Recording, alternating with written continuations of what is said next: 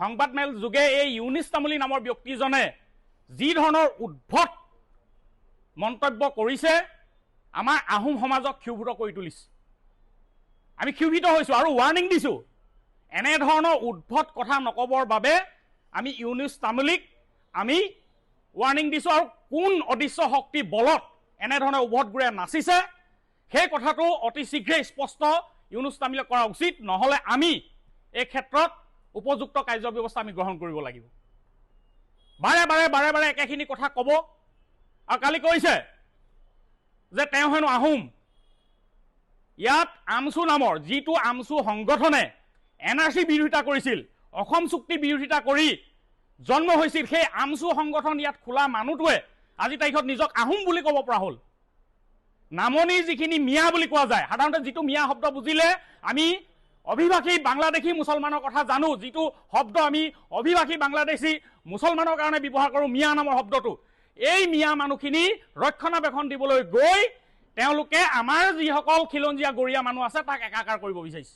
আহোম মানুহক একাকাৰ কৰিব বিচাৰিছে, আহোমক মিয়াৰ লগত হনা পুটুকা কৰি মিয়াৰ বংশধৰ কৰিব বিচাৰিছে।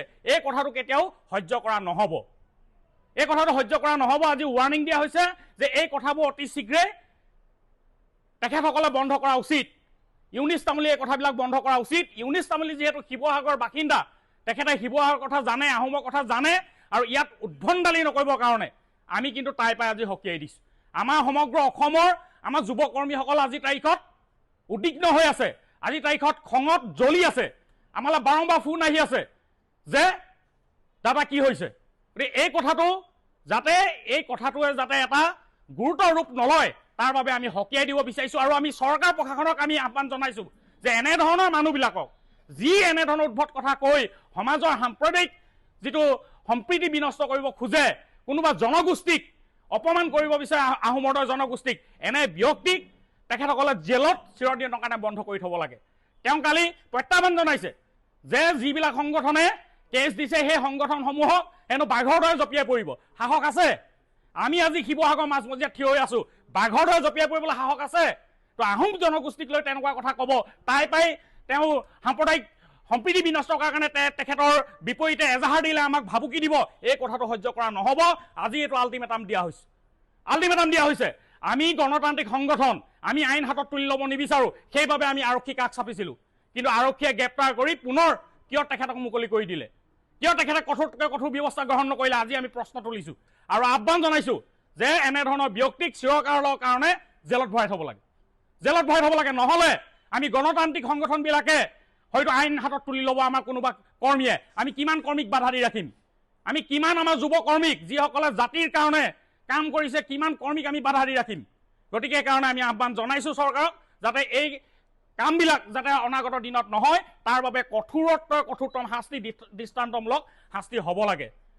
1662 চনত যেতিয়া ঢাকা বংগৰ নবাব মিৰ জুমলাই যেতিয়া অসম আক্ৰমণ কৰিছিল, এই অসম আক্ৰমণ কৰাৰ পাছত গড়গাঁও কাৰেংঘৰ অৱস্থা নাইকিয়া কৰি দিছিল, অসমীয়া মানুহৰ মাজত হাহাকাৰ অৱস্থা সৃষ্টি হৈছিল, আৰু চৰকাৰেও জয়ধ্বজ সিংহক অপমানজনক চুক্তি কৰিবলৈ বাধ্য কৰিছিল। এগৰাকী আহোম ৰমণীক তেখেতসকলে লৈ গৈছিল মোগল হাৰেমলৈ, আৰু সেই অপমানজনক চুক্তিৰ পাছত জয়ধ্বজ সিংহই যেতিয়া কাৰেংঘৰলৈ আহিছিল, সকলো বিষয়াই তেখেতক কাৰেংঘৰত সোমাবলৈ মানা কৰিছিল।